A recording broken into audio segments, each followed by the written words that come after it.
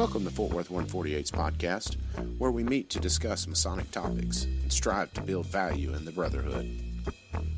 The opinions and statements of the participants do not represent any positions or stance of any Grand Lodge or Lodge and are solely the viewpoints of the participants.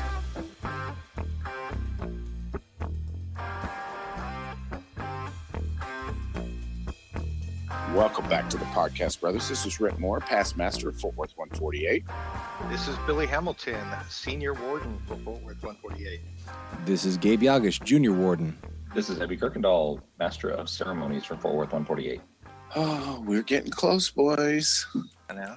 The holidays are coming up on us. And I tell you what, I'm thankful. Yep, I'm going to set up a hammock, and then I'm not going to do anything for about a month. I'm telling you, I feel you. I can't wait. So, Evve, I'm looking at your name. You've got an R in there. You've got an R in there when you pronounce it. I'm hearing an R. Yeah. There is, in fact, an R sound. Yeah, that's correct. But there's no R in your name. Well, I'm not an expert in German, so any of the brothers out there who are listening, don't come for me about this. But this is my explanation that in German there should probably be an umlaut over the U, and that makes it an R-controlled sound. Mm-hmm. So the Y ends up being silent, and the U ends up being the R sound. So it actually gives it a little bit of a Q sound. So there's but an Americanized R sound. Yeah, actually, if there was Americans and German don't speak very well. Well, so if there was an umlaut over the U, it'd be then Kuykendall. Kuykendall, actually. Yeah. It's like how the German word for oil is, and I actually have to make an effort to pronounce that word correctly instead of saying oil. But it's spelled umlaut O, L. 2 letters, umlaut O and L, and it's Öl, right?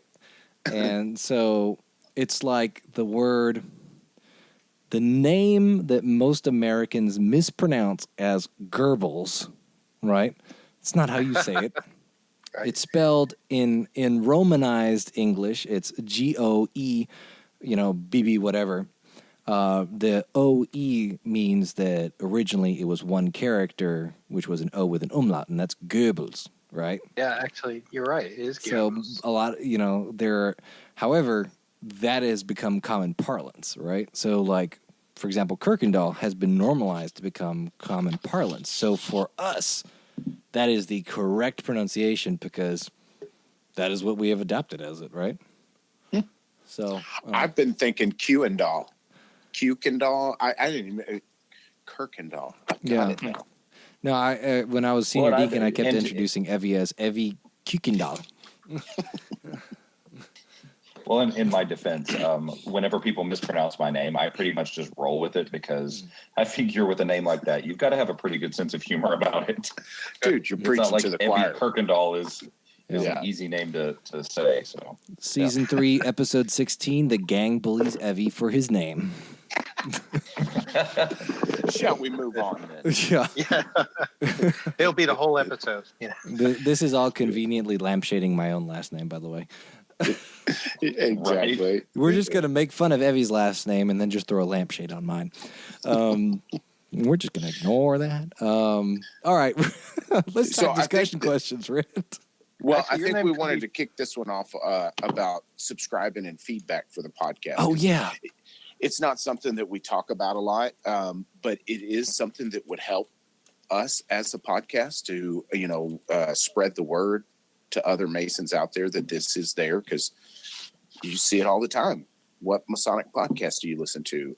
So obviously we're not coming up in the search engine. So if you subscribe and leave feedback, it's going to help us out, get that word spread out. So any podcast app that you're using, whether it's Android or Apple, they'll have a way to subscribe and leave some feedback.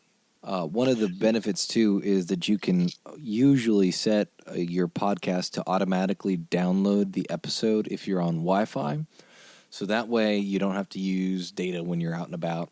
If you don't have a great data plan, or even if you have a good data plan, it always helps to just download it on Wi-Fi at home.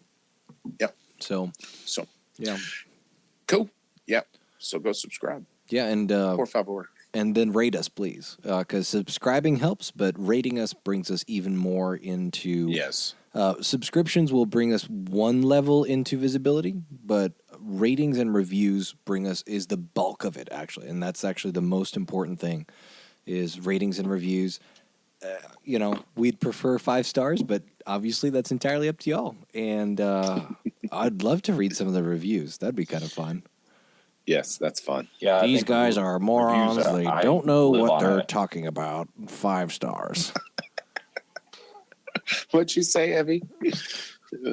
I was just saying that I kind of live off of reading. I mean, it's like Facebook on the comment section sometimes, and I really live for that sort of stuff, good, bad, and indifferent. I mean, if somebody has something to say, I think that we should, include a little segment at the beginning of every episode where we talk about feedback to our previous episodes and kind of incorporate a little bit more of the listener feedback, because, I mean, let's be honest, part of why we're doing this, the vast majority of why we're doing this, is to interact with a much larger group of Masons in Texas. And the only way we can do that is if this is a conversation between us and them. So I think that'll be kind of fun.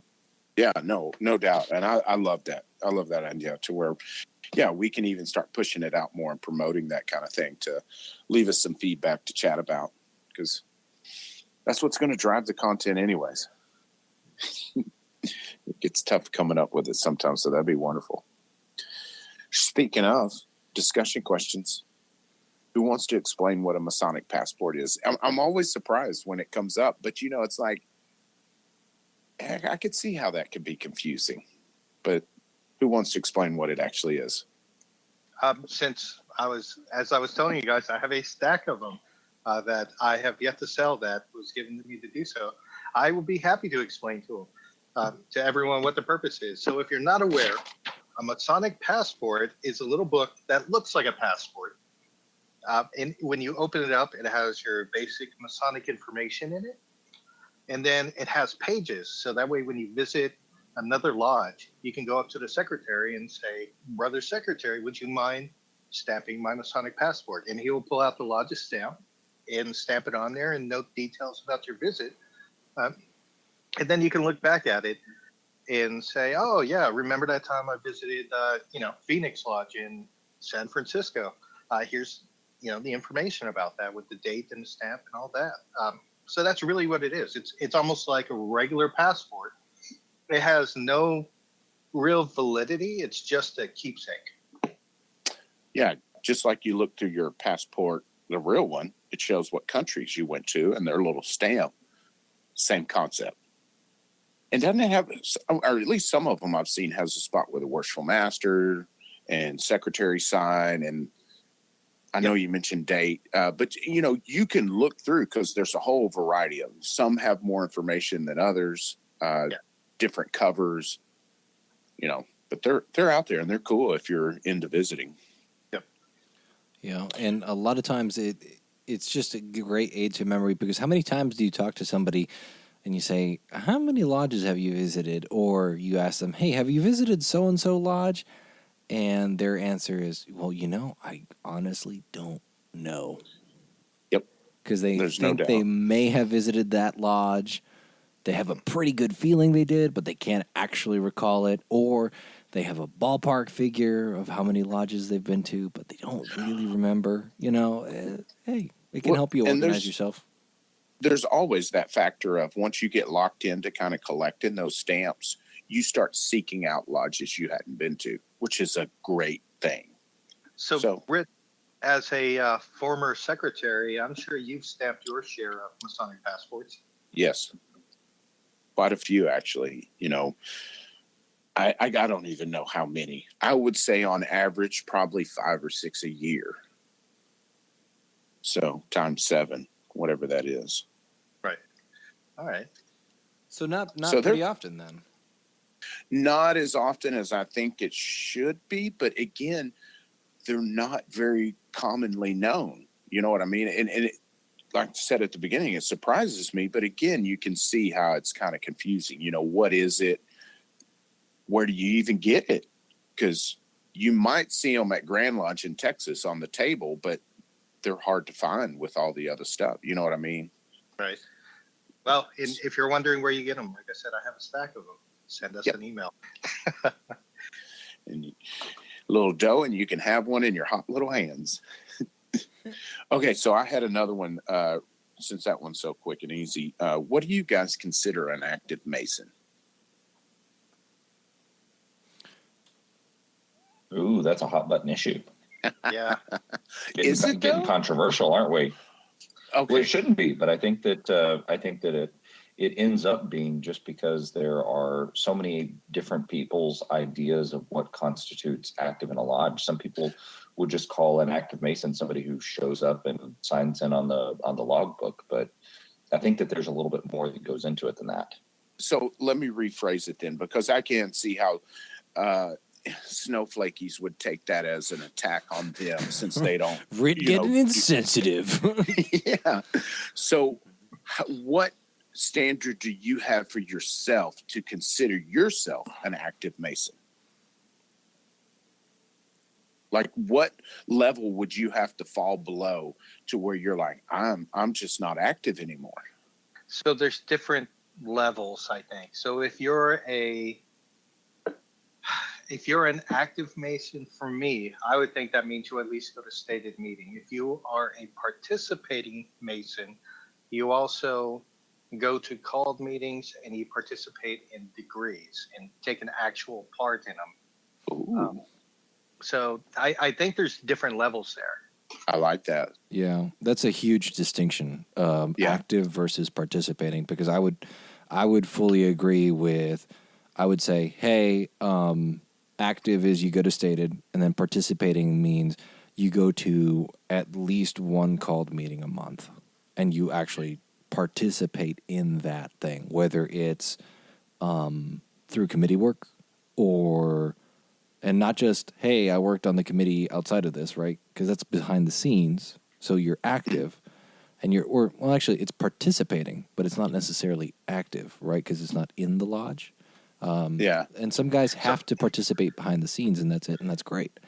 Actually, yeah, go for it. I'm sorry, go ahead. Okay. But to me, participating is something that is, generally speaking, built on top of active. And it would be, hey, at least once a month, I'm doing a ritual roll, or I'm delivering a talk, or I am guiding the lodge through this committee meeting, right? Like I'm the committee head of whatever, So like active Mason would be essentially somebody who comes to stated meeting and votes and participates in that part. But a participant would be somebody who actually gets in a little greasy on their elbows. They're actually taking part in the nuts and bolts of what's going on. Sure. Well, yes, I would take it a step back. So on my answer previously, I said one who participates in the degrees, but you know what? Being there for the degrees is just as important, because I've conferred a degree with, a packed house. It's a fantastic feeling, right? It's a good experience for the candidate. It's a great experience for us who participate in it.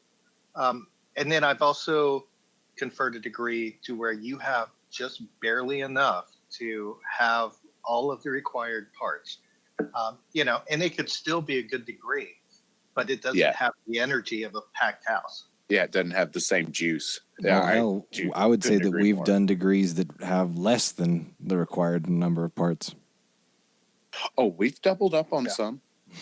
Yep, we've had to do that before. That's definitely been a thing in the past. So I love the way. I think also. Go ahead, Rhit. What?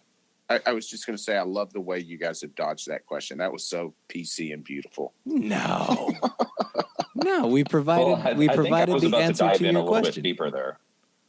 Proceed, sir. I think that an active Mason is in the, at least in the sense that we talk about them in lodges, is just somebody who pays dues, and they may not show up as a voter. They might not show up as for degrees. They might not show up anywhere. And I think that we really have to kind of retake the word active, because we're all sitting around here trying to parse what it means to be active.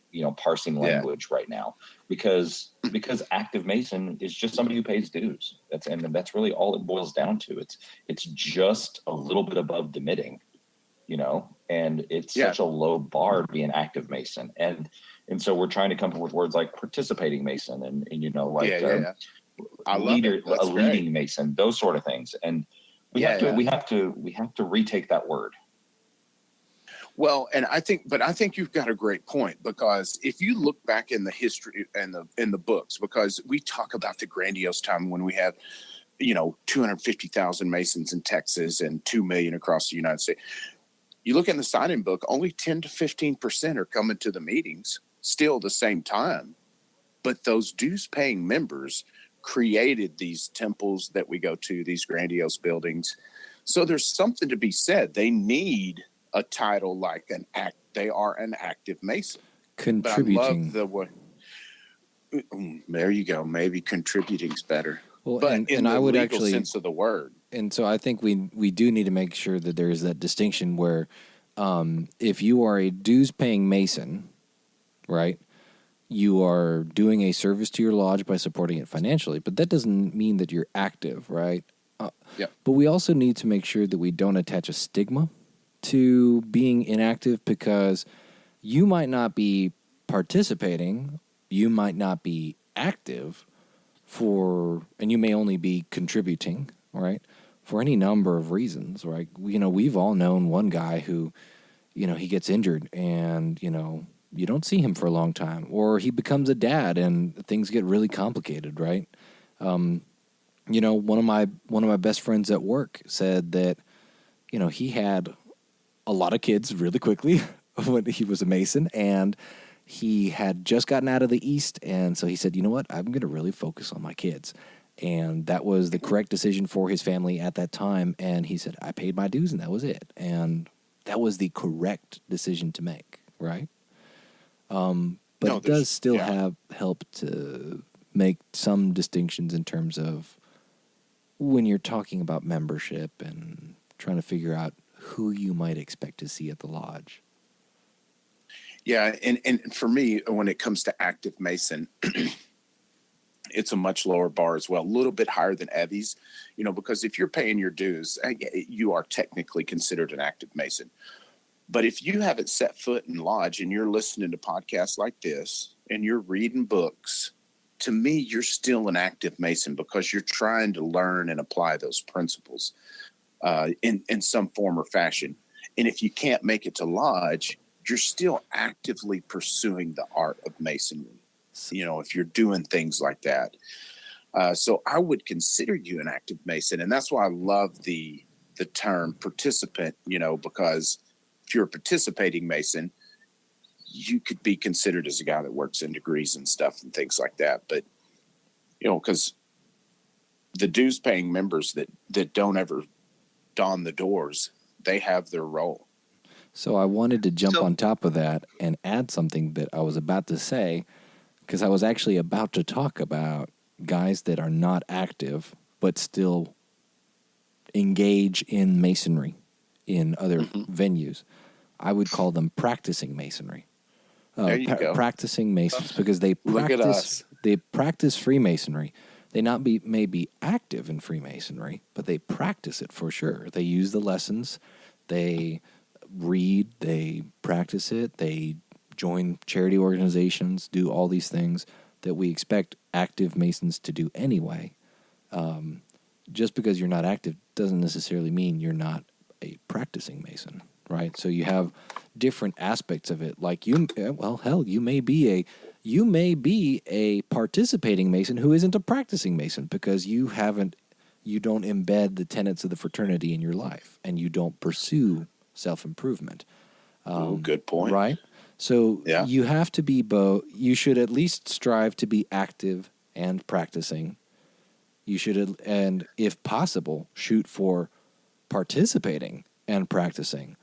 But the lowest bar you should go is contributing and practicing.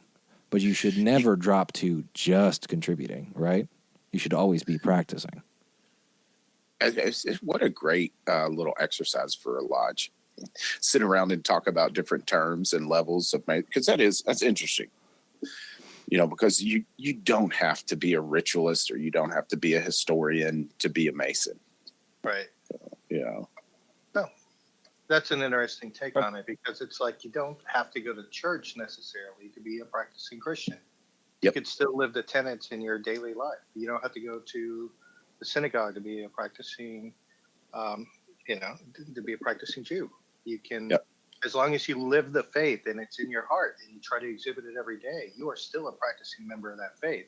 Whether you actually check off the box of, oh, I went in, and so, I made the appearance and everyone saw me there. That's not what really matters. It's what's internal.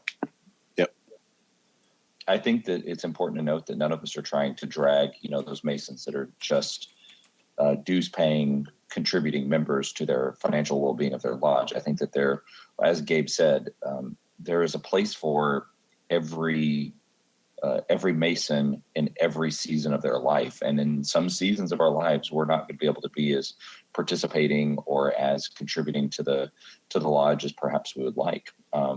But we can inculcate those values into our everyday lives. And I suppose that that's the most important thing to the personal growth and development of any Mason. I would love to see more Masons active in terms of coming to lodge, participating in the things that we do. I think that that's probably one of our big weaknesses as a fraternity, is not having enough people who are participating, so that when, like Billy said, when we have degrees, it really changes the dynamics and the way a new candidate feels about their initiatic experience when they have a large number of people to watch. And I think that we all agree that the energy is completely different.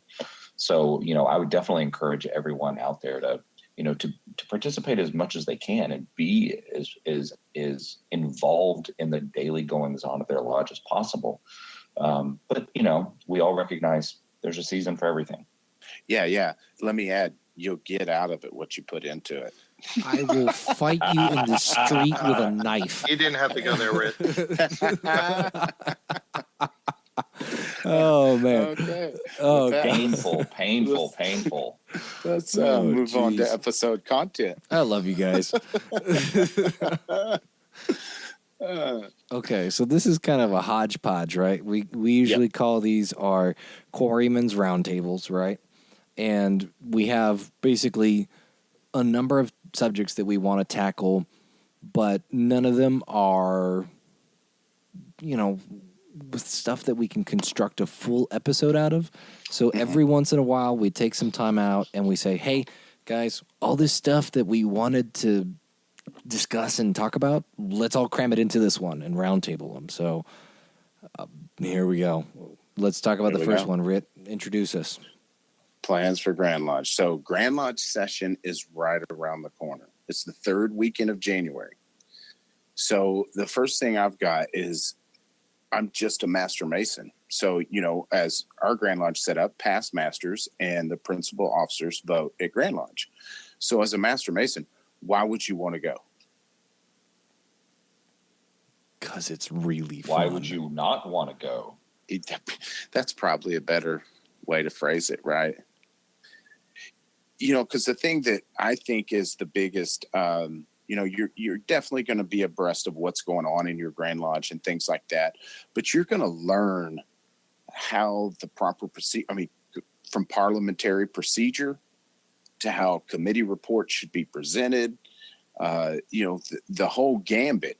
You're going to see it at Grand Lodge as close as you're going to see it, to perfection. And if you're not into that kind of thing, that you can sit there and watch that all day, there's so much other stuff to do. There's a museum, there's a library, there's a whole floor of swag being sold. So again, like Evve said, why wouldn't you want to go? So personally, I think Grand Lodge is really cool because nothing beats actually being there and see all the lodges from across the entire state of Texas come together. And the networking is fantastic. And then there's vendors selling products on the bottom floor of stuff, you won't see anywhere else. It's really cool. But the main auditorium, the floor itself, it's great because at its lowest times, it's like watching C-SPAN, right? Uh-huh. At its best time, it's like watching a telenovela. I mean, but really, it's Dude, fantastic. There's been some wonderful drama, and there's nothing like here in the SoMo to be with 3,000 plus Masons in unison. Oh, yeah. It's so beautiful. Cool. Yeah. I mean, there's just so Besos many y aspects. to cover. lágrimas. But there's a few brothers that get up to speak on certain resolutions every once in a while to where you just get on the edge of your seat and you're like, here we go, boys. This is going to be good. Man, and I remember it too, because just last Grand Lodge, there was a contentious resolution, and we were looking at the line of guys. So for anyone that doesn't know how this works, the original proposer goes up, and if it's a really long resolution, they present an initial argument for it that summarizes it. If it's a short one, they may actually read it in full. It just kind of depends. And then they step back and they give opportunity for comment, and people will comment both for and against a proposed resolution, and there's a line that forms. Sometimes the line is just one dude standing there because he wants to be, he just wants to say, I disagree because this is dumb. Or he wants to say, hey, yo, there's nothing wrong with it and you should vote for this. Yeah. There's all sorts.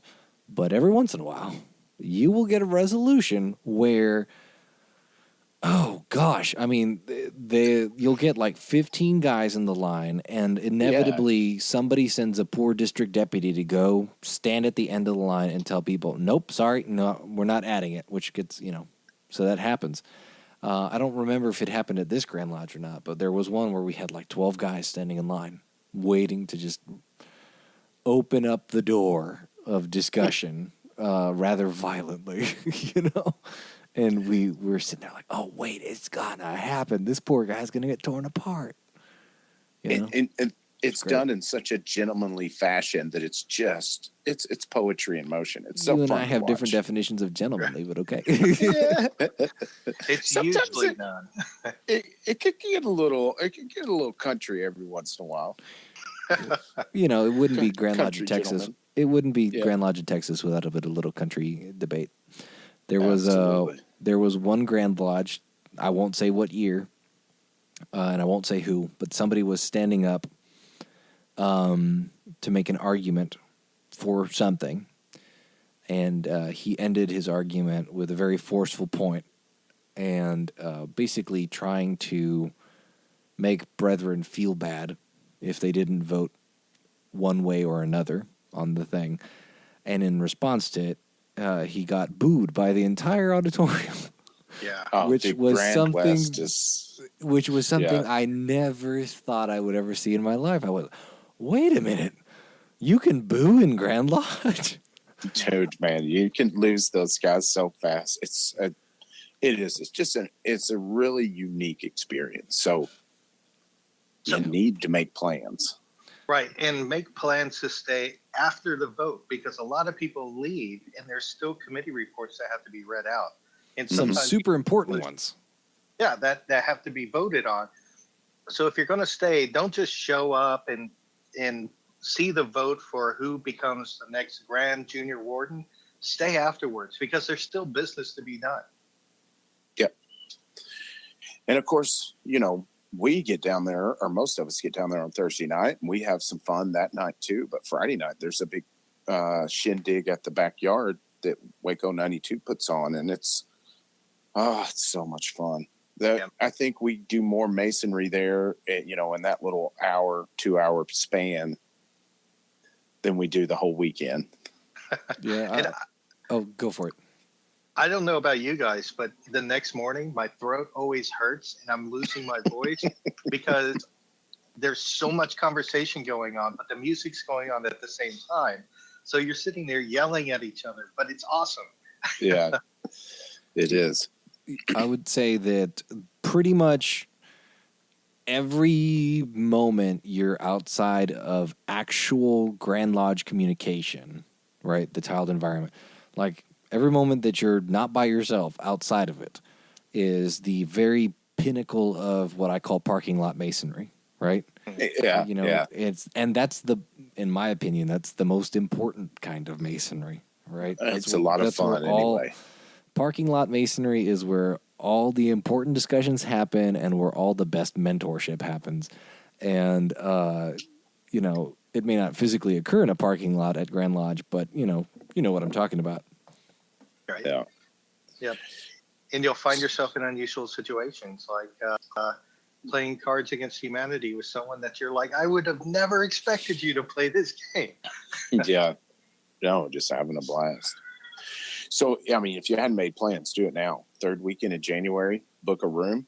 And if you don't, have anybody from your lodge that wants to go, I know you can find a brother that will split a room with you, because it's an experience that you're going to enjoy. And there's so much going on. And we'll all be there. So seek us out, and we may have something for you. Yeah, we might. Let's see if we can not be lazy this year. Right. Man, we had so much fun though last year. So next topic I've got is about self-improvement. So does watching the ritual as a spectator, not working in it, does watching the ritual help in self-improvement for the seasoned Master Mason?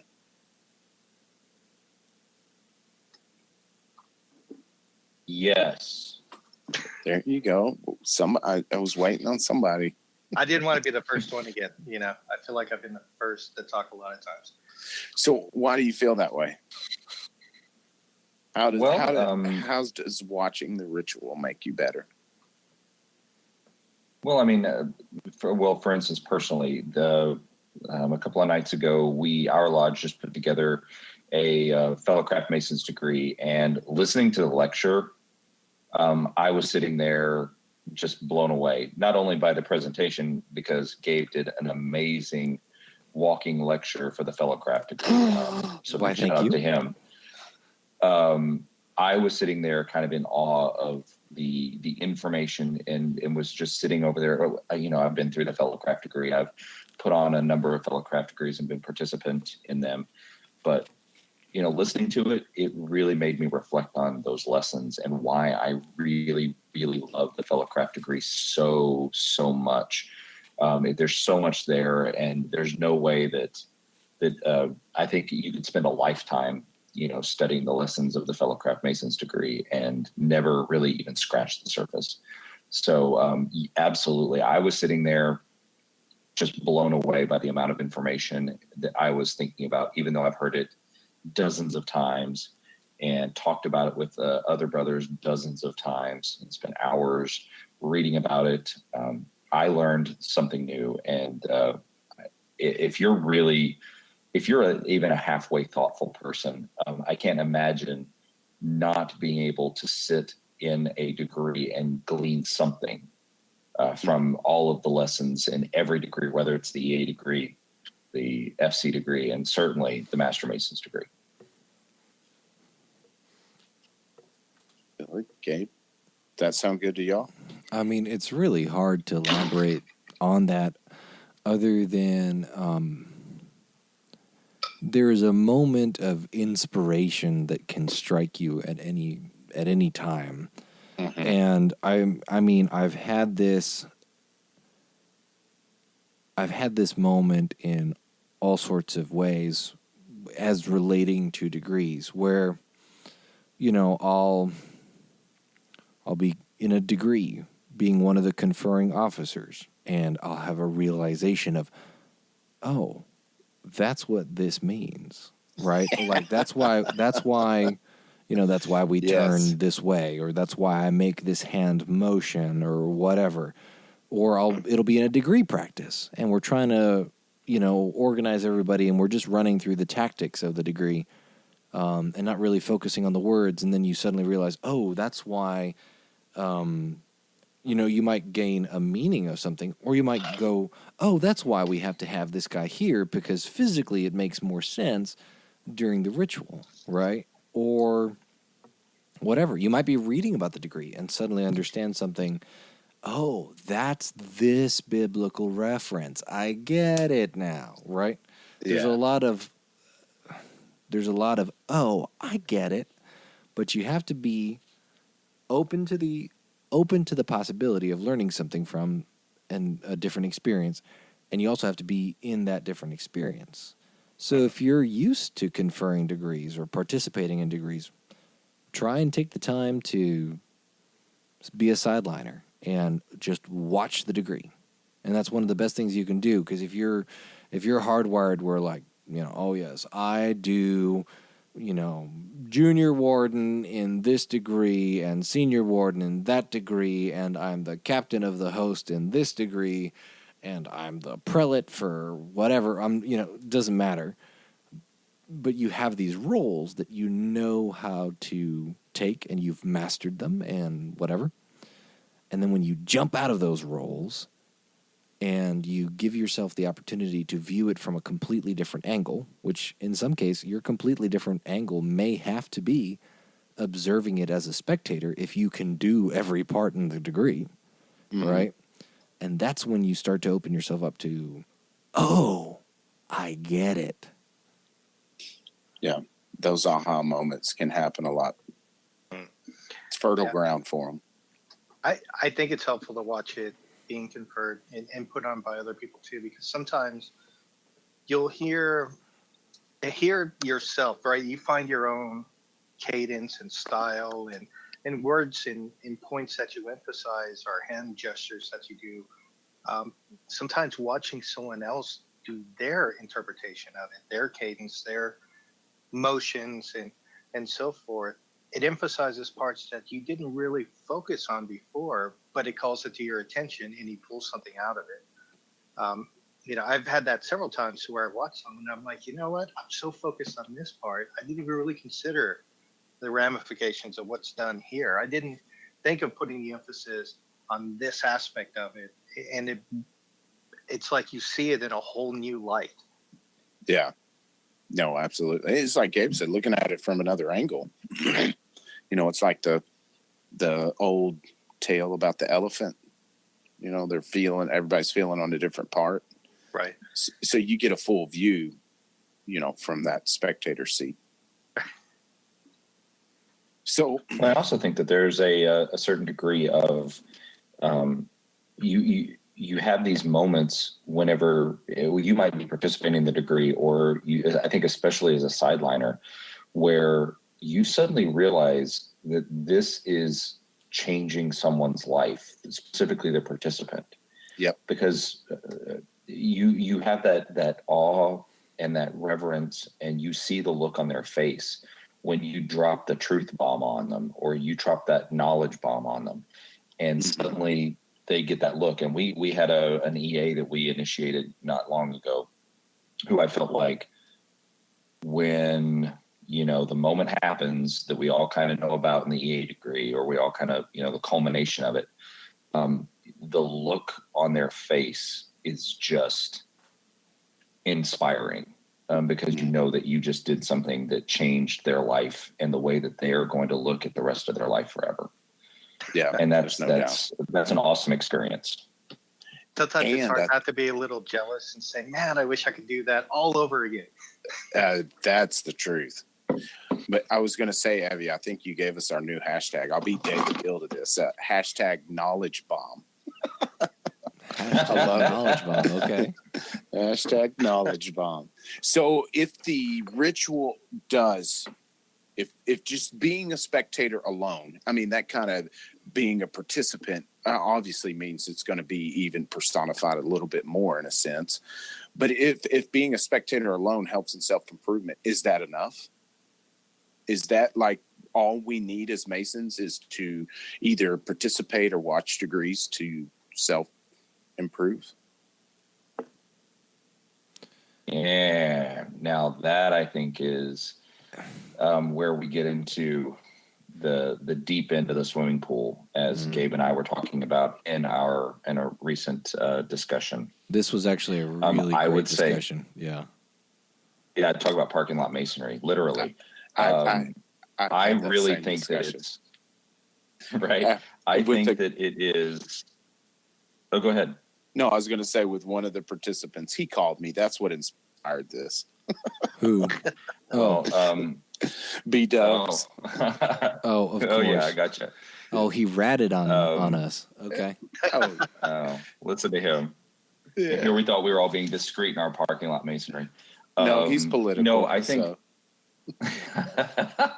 So, I think that whenever we're really talking about like top level, surface level, veneer masonry. I think when we're talking about the ritual, being a participant, being a spectator, I don't think personally, this is just my personal perspective. Don't come for me about it. Don't at me. The ritual. Yeah, don't. It's just my opinion, and you might disagree with me, but I really think that rituals are kind of like that top level, that really surface level, not really too deeply scratching the surface when you're just watching and participating in a degree. That is not so much personal improvement. While it's what you bring to it that makes it self-improving, and just sitting there, just participating in it, just giving your lines isn't changing you as a person. I think it takes a lot more than just going to a degree or watching a degree to affect the person and the Mason. I agree with that, because you can apply that to anything, right? I mean, if I read about meditation and I can tell someone how to meditate, but unless I do it myself, I don't see any benefit from it. You can even extend that to, if I read about how to hit baseballs better and I could teach someone how to do batting, but unless I go to the batting cage, I'm not going to improve myself. Yeah. Kind of goes back to that active and practicing Mason kind of thing. Just because you watch the degrees or even work in them doesn't mean you're a practicing Mason, like Gabe said.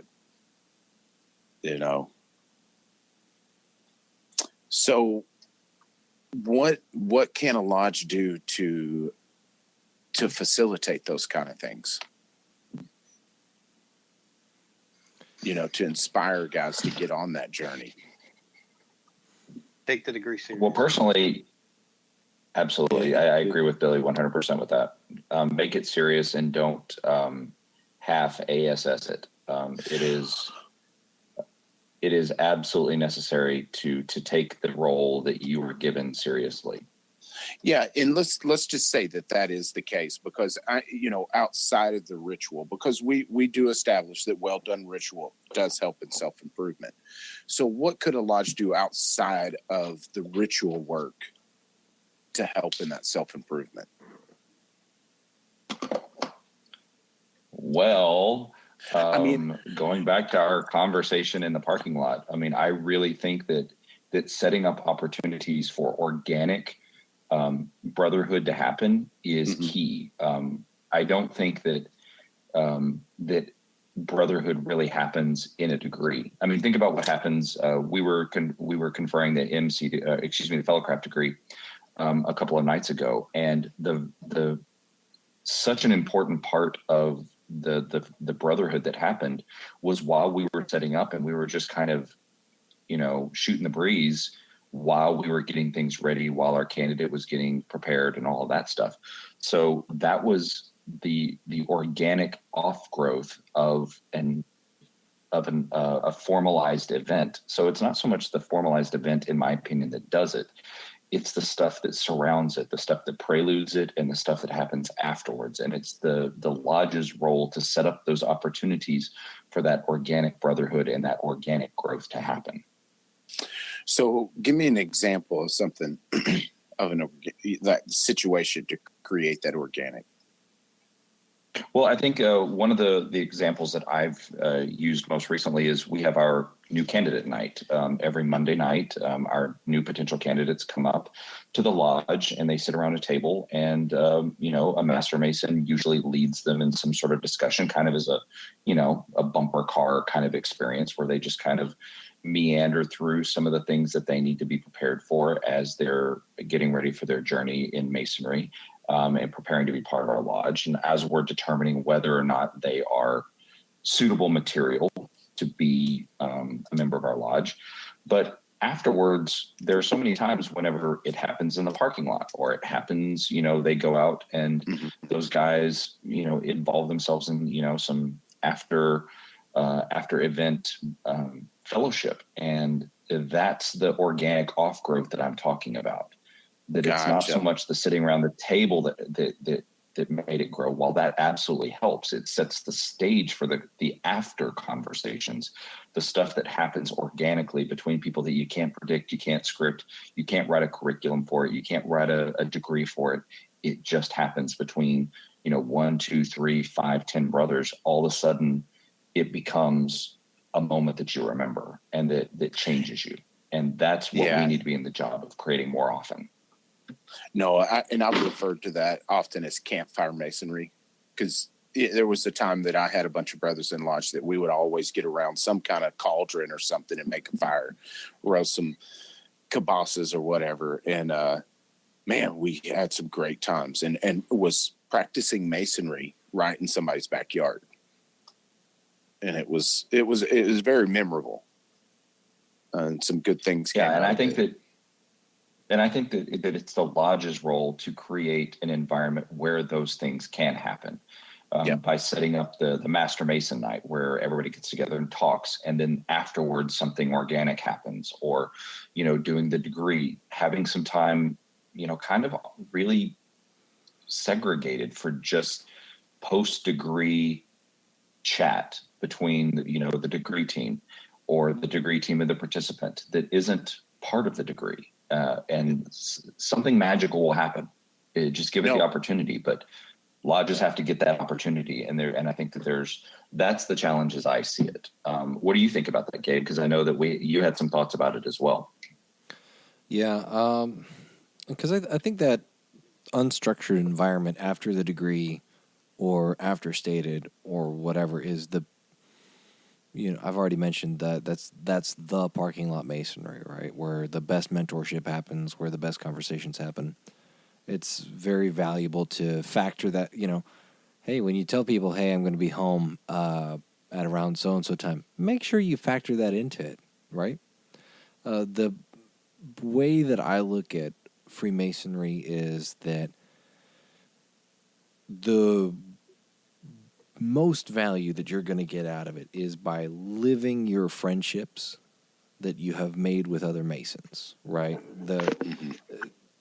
Everything, and I know that not everybody might agree with this, but everything that Freemasonry provides, other organizations can provide, right?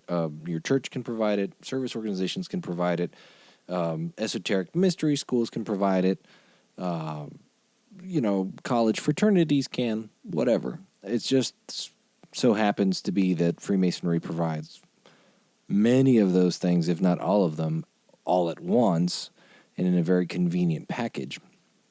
But the reality is it's there to get a bunch of like-minded guys together where you can explore those things.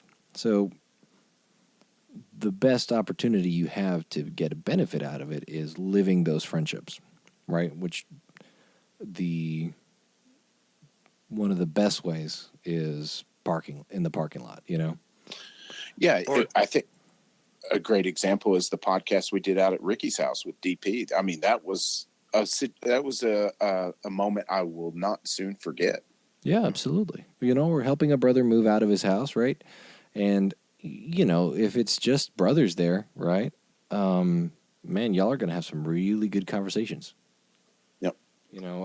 Start, because that's kind of the jumping off point is, in the parking lot, and then it moves on to I'm hanging out with this person outside of lodge, and this, even if I wasn't a Mason, this guy would be my friend. I just happened to meet him through Masonry, that kind of thing, and that's kind of where the meat of it is. Yeah. So before we wrap up, I wanted to double back to being a spectator. So would you guys all agree that watching a degree that the team is struggling with can be painful to watch. I hate to say it, but yeah, it's super painful to sit and watch a degree that's going badly. I don't think you'd be human if you didn't. I mean, in the end, we're not thinking, oh my God, these guys are horrible. It's just like, oh Lord, they're struggling. Oh my gosh. And I get like sweaty palms. I get, hot. And it's like, oh man, oh geez, I wish this was going better. It's a weird feeling. It's not like I'm being judgy about it. It's just like I'm empathizing in such an extreme manner that it creates like a physical change in my body to where it gets hot all of a sudden. What are you, Spider-Man? Well, and maybe I experience it to the extreme, but it's not fun to watch. You're not the only one. I'm just making my fun Rhit of you. sense is going off. Yeah. No, I'm just teasing you because I feel very similarly. Mostly, if you're a ritualist, right? Ritualist has implications. If you participate in ritual, everybody's been there where you're in the middle of a paragraph or you're even just in the middle of a sentence and all of a sudden the floor of your brain drops out and everything's on the ground and you go, I don't even remember my own name. It's like, where am I? So, you just have that moment. And so I do empathize mostly, I empathize with the guys that are conferring. Mostly, though, the negative experience, the negative emotions that I associate with a bad conferral are feeling bad or awkward by proxy for the candidate. Yeah. For the candidate, because yeah, that's a good point. We talk about, like every candidate's degree is perfect because no candidate realizes what the mistakes are, right? But I've seen degrees where they know. Yeah, I was going to say I have actually seen a candidate correct someone. I was going to say, yeah. I was going to say what you just said, Billy. I went to a degree once, and God help these guys. They were really trying, and they did, most part, a very, very good job. But there was one dude who he just did not necessarily seem prepared. And the candidate, when he interacted with everybody else, it was fine. But you could see that his body language changed when he was being addressed by this other guy. Yeah. Because it was just kind of drawn out and painful to watch. Well, and that's kind of the point I wanted to make because, I mean, it's the same thing as watching a bad movie. I'm never going to watch that again. But if you see something you really like The Godfather, you can't watch it enough. Or Goodfellas, Gabe. You can't watch the movie enough. And it's the same thing with the ritual to where we all want more people there. And I think one of the biggest keys to making that happen is to work on that ritual and put the effort into it. You're never going to be perfect. Maybe once, but everybody goofs up. The best way that I can explain it is, when you were little and you went over to your friend's house to sleep over or something like that, and then your friend's parents yelled at them, and you just sat there trying to be invisible while your friend's parents chewed them out for some sort of analogy. Thing. That's how I feel during a bad degree where I'm just a spectator, where like I am the little kid sitting at his parents' house, being brutally awkward and trying to be invisible. So I think there is a key distinction, though. I mean, because if you've done ritual enough, you can watch when someone does it, and maybe they're nervous. And you know what? That's all right. It's okay to be nervous. We're all nervous until we get comfortable with it. And that only comes from doing it over and over again. Or maybe they had one of those moments when like Gabe said, the bottom of your brain drops out and you can't remember the next word.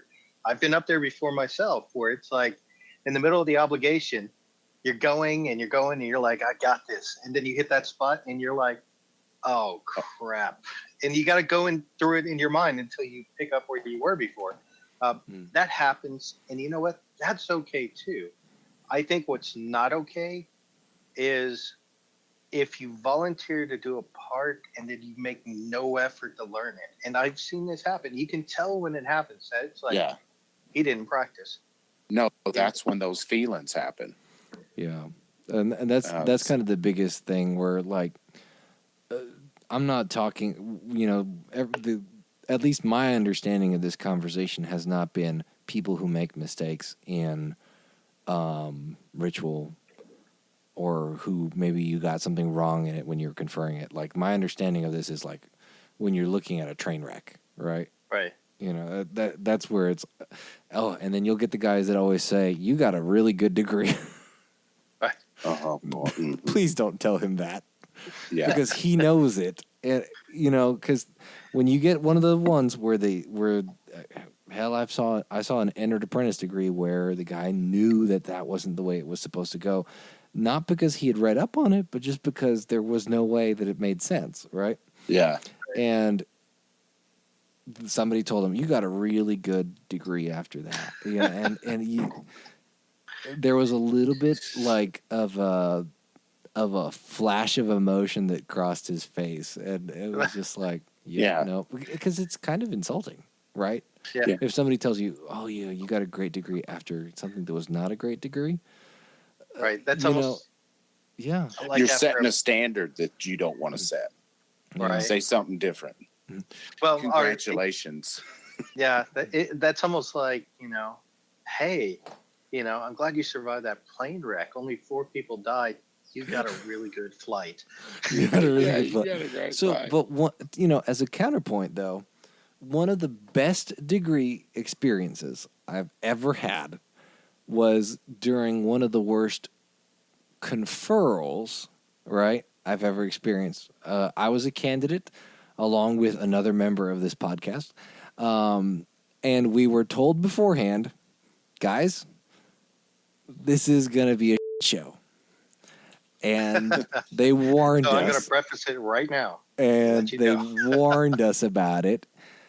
And it was. And it was not very good.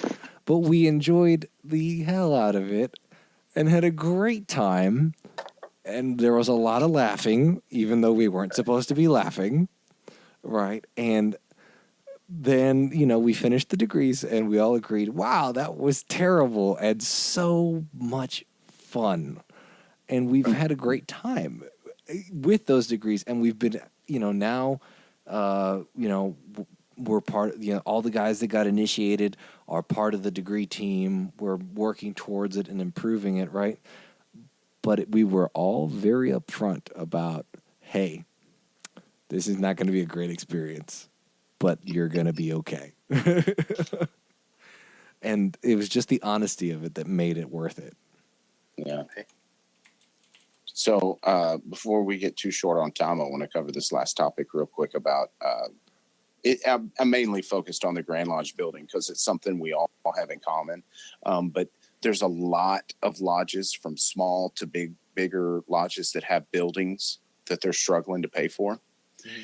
So the little intro I put in here is that in the 1940s, when the Grand Lodge building was being planned and built, there was just over 100,000 Masons, and they had just had a drop and were starting to build back up again from the Depression and whatnot. And those men put together the funds to have the building built, which was, that's a huge amount of money to have it built.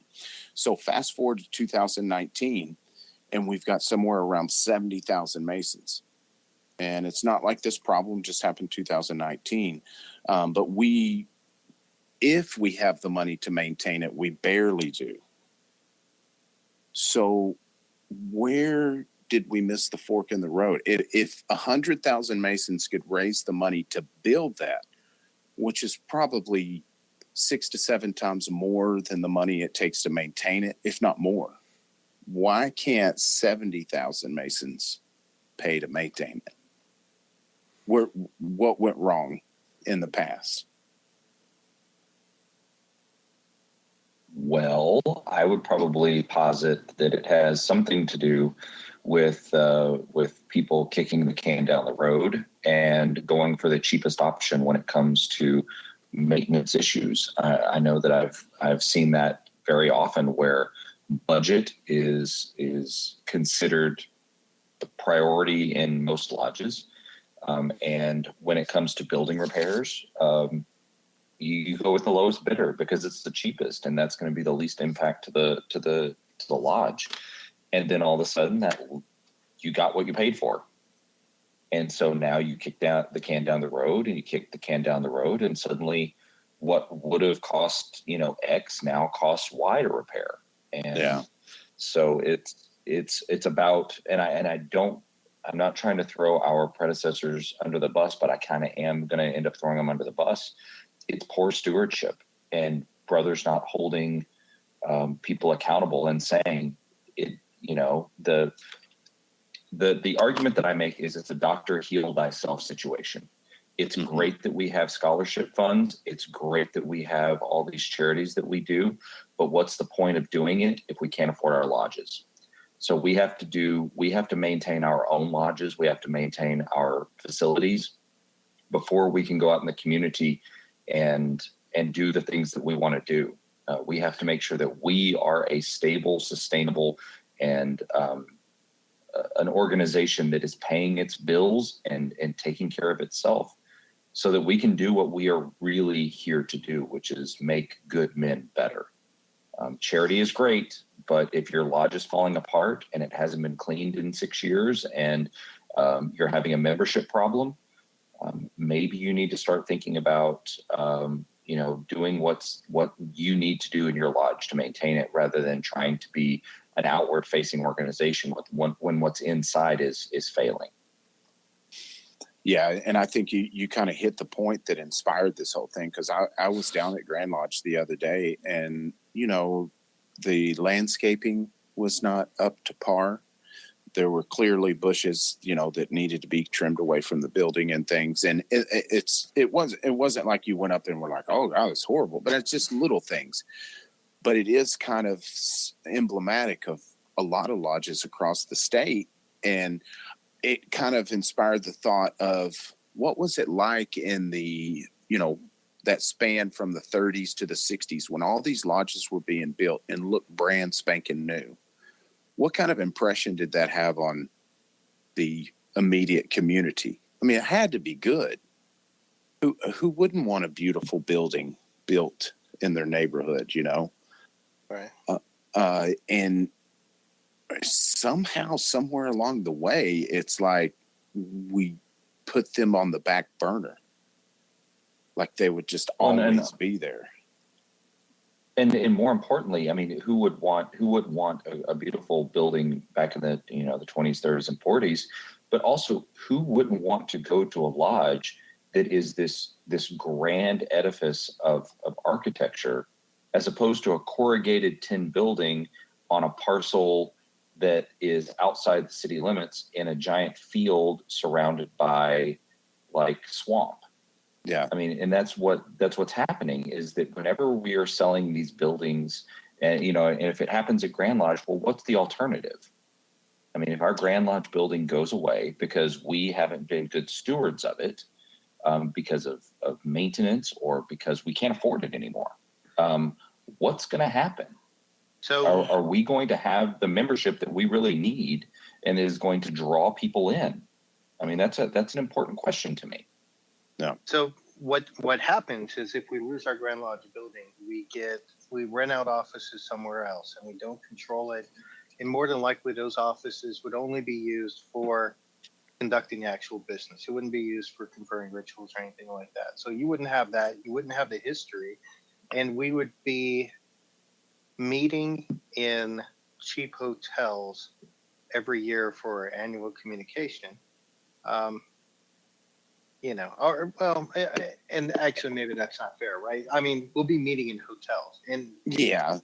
it depends on whether, what the state of the lodge finance or Grand Lodge finances are, as whether, they're cheap or nice hotels or whatever. But when I visit other states who don't have a annual communication, or don't have their Grand Lodge, Grand Chapter, Grand Commandery, whatever meetings, when they do it in a hotel, they always say it's really great that you guys have a Grand Lodge building. you know, Yeah.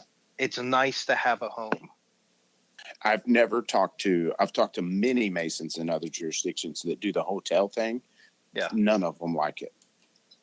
You know, they're like, it doesn't feel Masonic, especially if they're coming and visiting our Grand Lodge. Right. It is home. And, you know, I've never been on the side of selling that, although it seems to pop up all the time about selling it. But it couldn't be, you know, like you guys said, our home and everything. But, you know, Robert Marshall, he gave me a great point when I chatted with him a few months ago about how if you had Grand Lodge in Houston, the chances of having a Houston Grand Master would be tripled because it's right there in their backyard. So all those past masters from that area are going to show up and vote the way they want, to where Waco has a small number of lodges. So it's not like they can go in and, you know, it's not like Houston that has 60 lodges. Right. It's a central area to where it keeps things as neutral as possible. And again, it's a beautiful home. But that is true, because the one grand body we do have that does meet in, you know, different hotels around the state is Grand Commandery. And there is a huge advantage that if you are from the Houston area and you're running for the Grand Commandery line and it's held in Houston, well, guess what? You know, you picked up a whole bunch of additional votes. And so there's a lot of strategizing of, oh, when's the Grand Commandery going to be held in my area? That's the year I'm going to run. Yeah. Same thing with, you know, the North Texas, you know, if you're in DFW and you want to run for Grand Commandery, you got to do it when it's in DFW. If you're in West Texas, pick a West Texas city, that kind of thing. I mean, all the major areas. That's going to be not the factor, but it's going to be a factor for sure, right? Right. And it's something that you can't ignore. So Waco, you can overcome it, but you have to work harder. Yeah. So Waco is a cool neutral ground. So I don't know. No, I frankly, nothing makes me more sad though. Whenever because you know, I love going and seeing buildings and looking up and seeing, you know, the Masonic symbol, you know, the square and compasses on a building. It's great, but nothing makes me more sad whenever I see that building is no longer a temple or a lodge, because how much history did we lose because some lodge wasn't good stewards of their building or of their finances. And there's nothing sadder than when I see like you know, some other, you know, like Hyatt Regency on a Masonic temple, or, you know, Holiday Inn, or, you know, XYZ County Conference Center. Those cleaners. It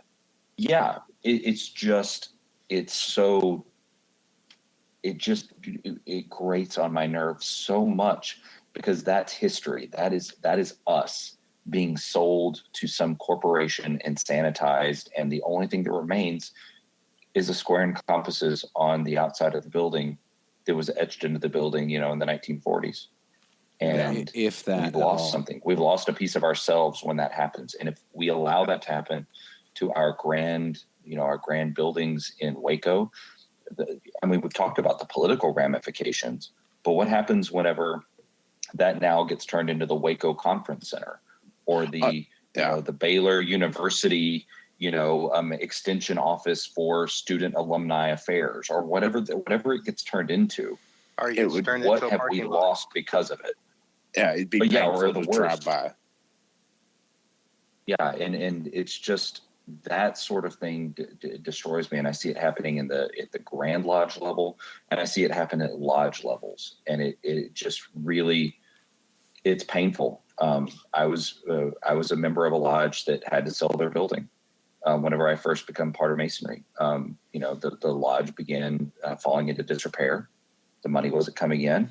Some hard decisions had to be made. Some tough, contentious votes had to be taken.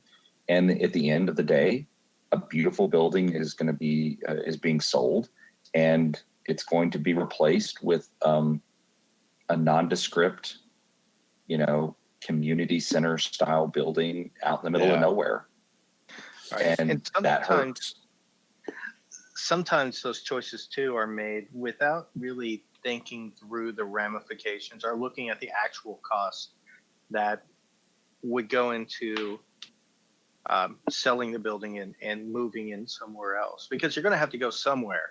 And we kind of deal with this a little bit with our own temple association and some of the choices that we're advocating, in raising the temple assessments, is that, for the price that we're paying per member, there's nowhere else that you could possibly meet at that would be cheaper. But we don't feel like paying the money it takes to actually repair the building, and restore it to its former glory. But when you look at it, you're going to pay a lot more money if you take that option, right? You may get unless you are sitting on some prime real estate that is going to bring up a whole bunch of money. Usually it's not worth it in the long run to actually sell your building. Yeah, the conversation becomes, hey, we can't afford, if you sell your building and then start renting a place or try to buy a place, but usually you'll have to rent until you can buy a place. The discussion becomes, hey, guys, we can't afford to run this building. And it becomes, hey, guys, we can't afford to run this organization at all. Yeah. Right? That's the next step, usually. It takes you from losing a building to losing your body. No, it is. And that's the... Oh, go ahead, Rhit. Go ahead. No, I was just going to say it's a tough situation. And I think to Gabe's point it is speaking so deeply about what has happened to with our finances that we are spending so much money, doing great in the community, and that is admirable. But whenever what we are all about, making good men better, takes a back seat to charity and to community outreach, that it really begs the question, like, what's the point? What's the point of Freemasonry if we're losing focus like that? No, and I think there is a place for both of them for sure, because our house should be taken care of by us. And that's a simple fact that if you don't have enough money coming in, figure out how to make it happen. And you can at the same time be doing charitable activities. That's great. That's the backbone of a lot of lodges, but you're not doing that to pay for your building. I know some are bridging the gap and doing that. It's fine, but you got to work your way out of it. We should be taking care of our own house. Because in the end, like Billy said, even when it comes to Grand Lodge, it's probably still going to be cheaper to be at that temple. If we sold it, we'd have a big influx of cash, but then we have to rent offices. We have to rent storage for the monumental amount of historical artifacts that would go in a freaking storage bin. And then we have to rent hotels every year. So I don't know that it would be cheaper, so. Yeah. And then even if you do get the windfall of selling an expensive prime real estate building, let's say like the Grand Lodge in Waco, how long is it going to take before mismanagement of that money, even if it's put into an endowment and into, secure, trusted, money-making investments, how long is it going to be until that money disappears? Yep. If you're mismanaging your funds to begin with, then you're going to mismanage them, and you're just kicking the can down the road. And I keep coming back to it, and I've said it, and I'm going to beat the dead horse. Doctor, heal thyself. If your lodge is in the red, then get it out of the red. And if that means that you have to suck it up, Buttercup, and do a fundraiser, then go have a pancake breakfast. Go sell something. Make it worth. Make it happen, because when you lose it, it's gone forever. No, and I just visited a lodge that was on their deathbed, and they did fundraisers for charity and to help with their lodge funds, and they were clear about it. They did it all legal, but they're getting so many members now from getting out in the community to where they're on the verge of not having to do fundraisers to take care of their own house. Right. Well, make it happen. And there are other options too. A lot of things that we have that the lodge pays for doesn't necessarily have to come out of the lodge budget, right? I mean, it's okay to pass the hat and let everyone contribute what they feel like or what they can afford without necessarily putting it on the lodge budget. And when you look at your budget, there's going to be a couple of things that if you're having problems with your outgoing cash being way more than your incoming cash, those are choices you're going to have to make and say, hey, we used to give away $500 to this charity. Well, this year, we need to save that money. So let's take it off of the budget. Let's still pass the hat, or let's have some kind of, other, like a raffle or something like that, even though you have to be careful how you have raffles everywhere. Yes. But Yeah, I mean, you can have something charity. like that. So that way it's like, it's not coming out of the lodge budget, but we're still providing in the best way we can while being fiscally responsible. Exactly. There's ways. You got to get creative. Maybe that'll be a whole nother podcast. My whole point is if you're on the train of selling that Grand Lodge building, you should definitely rethink that. Circle back. So I've got a dual quote of the week. Which, do you guys know if Winston Churchill was a Mason? He wasn't, was he? Yeah, he was. Was he? Yep. Yeah. Brother Winston. Okay. So it is kind of a fraternal quote. Okay, so Brother Winston Churchill said, "The price of greatness is responsibility." And then I found an anonymous quote that I really liked and had to include it. So responsibility is accepting that you are the cause and the solution of the matter. I think it's so fitting. It's kind of like you're your own best friend and your worst enemy. Yeah. And I've always kind of had the philosophy that if I have a problem in my life, it's my own fault. Even if it's clearly somebody else being a knucklehead, it's a problem I've got to deal with, so how do we figure out, how do we get to the solution?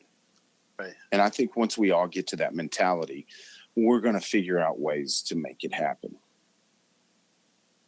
Hashtag truth bomb. We've got too much history to preserve. Yeah. In regards to that quote, I can just think of the Michael Jackson song "Man in the Mirror." Yes. Working on the man in the mirror. Like Shamon. Shamona. But yeah, I don't know. Like, there's a lot to be said about, hey, sometimes you really have to cut the crap and sit down and look at yourself as a person and as an organization very critically, and that is not fun. And no, but that's what Masonry is about, I think. So no, that's how you build a legacy. Because if you turn the ship and you preserve that piece of history, there's going to be a great grandson of somebody that's going to be appreciative of it. Even if they don't know your name, they're going to be thankful to be meeting in that edifice. So get with it. All right. Gabe, you want to shoot out contact info and then we'll sign this bad boy off? Sure thing. So our contact info is www.fortworth148.org. We are at Fort Worth Lodge 148 on Facebook. Our email is fortworthlodge148@gmail.com. And make sure to mark your calendars for Saturday, July 25th, 2020 for Texas Masonicon 3 or Texas Masonicon 2020. I got to wear shades. My future's so bright. All righty, gentlemen. This has been fun. This is Rhit Moore signing off. This is Billy Hamilton signing off. This is Gabriel Jagush signing off. This is Evve Kuykendall signing off. Woo! All righty, guys. Just a little over budget. Sorry, Billy. Sorry, Billy. No, that's our